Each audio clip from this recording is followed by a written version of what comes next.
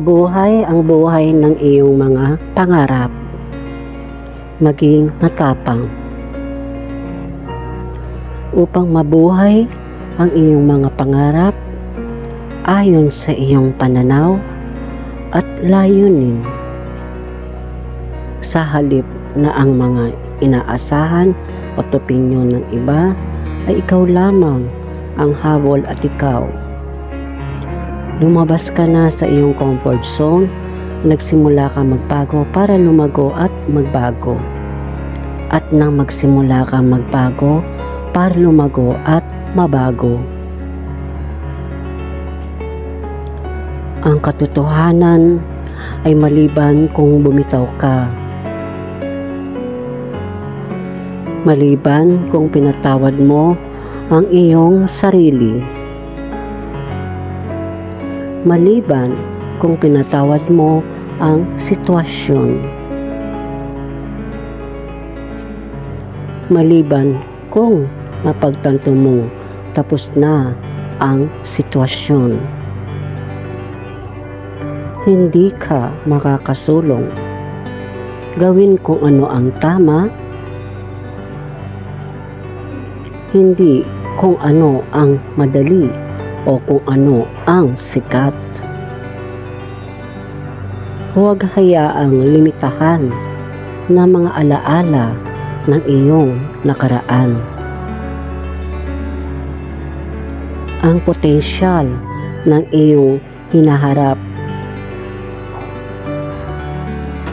Walang mga limitasyon sa kung ano ang iyong makakamit. Sa iyong paglalakbay sa buhay maliban sa iyong isip.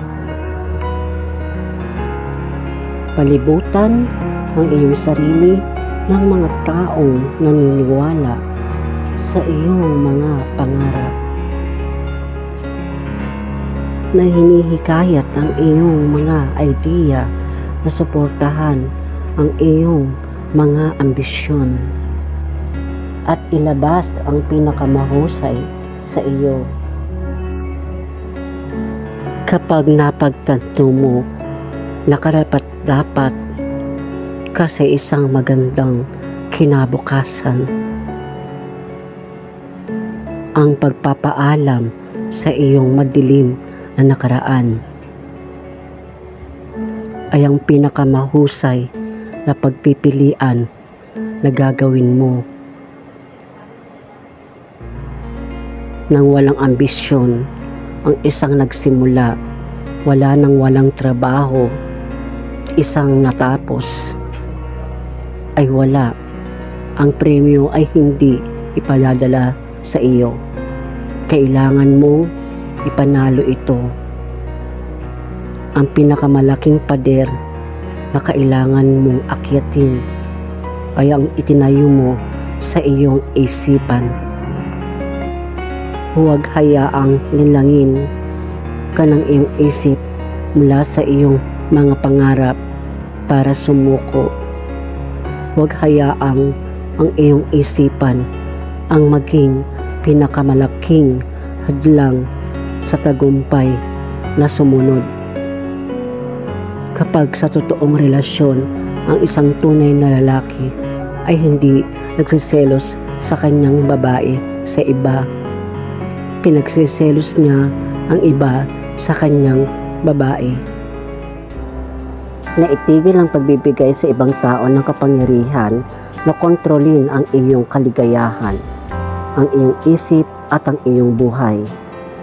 Pahiwag mo. Kontrolin ang iyong sarili at ang iyong sariling buhay at tiyak na panghihimasukan ng iba. Lahat tayo ay nagkakamali na may mga pakikibaka at pinagsisisihan pa. Ang mga bagay sa ating nakaraan.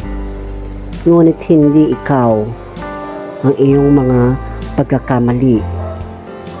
Hindi ikaw ang iyong mga pakikibaka at narito ka ngayon na may kapangyarihan hubugin ang iyong araw at ang iyong kinabukasan Gaya mo kumukhang pinakamahirap kapag ikaw ay pinakamayaman.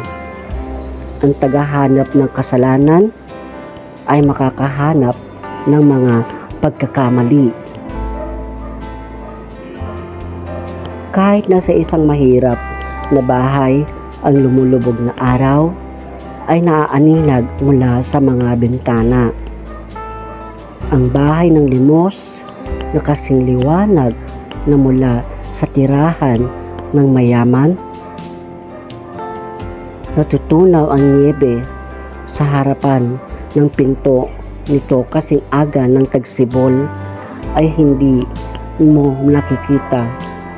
Ngunit ang isang tahimik na isipan ay maaaring mamuhay ng kontento at magkaroon ng masayang pag-iisip. Tulad ng sa isang palasyo, huwag ang pagmamataas ay mapunta sa iyong ulo at kawalan ng pag-asa sa iyong puso. Huwag hayaan ang mga pagpuri sa iyo at mga pagpuna sa iyong puso ay huwag hayaang mapunta sa iyong ulo. Ang tagumpay at kabiguan sa iyong puso. Ikaw ay natatangi, meron kang iba't ibang mga talento at kakayahan na wala kang laging sundin sa yapak ng iba. At ang pinakamahalaga ay dapat mong laging pag-aalalahanan ang iyong sarili na hindi mo kailangang gawin ang ginagawa ng iba at may responsibilidad na paunlarin ang mga talento na ibinigay sa iyo. Kung makikipag-usap ka sa mga manok, ay kumakapit ka. At kung kasama mo ang mga agila, ay lilipad ka.